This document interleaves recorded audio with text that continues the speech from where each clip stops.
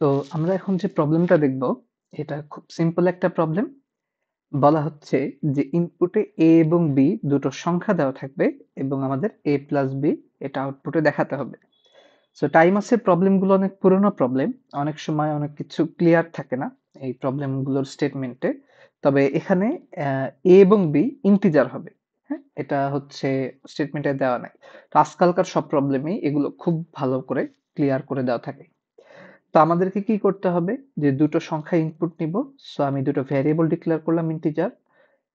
এরপরে হচ্ছে আমি স্ক্যানএফ দিয়ে ইন্টিজারের টাইপ স্পেসিফায়ার পার্সেন্টেজ দিয়ে দুটো সংখ্যার জন্য দুইবার লিখলাম।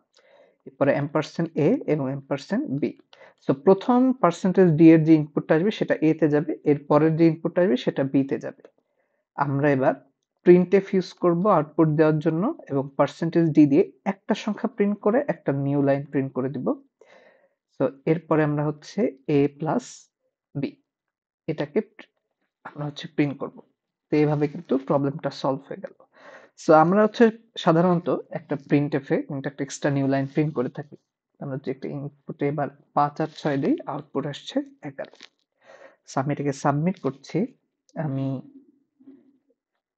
এটাকে যদি লিখি, সাবমিট সলিউশনসে যাই, সলিউশনে এন্ড পেস্ট করে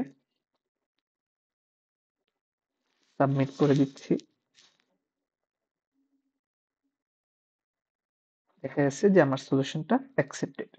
তো এইভাবে আমরা এ প্লাস বি এই প্রবলেমটা সলভ করতে পারি।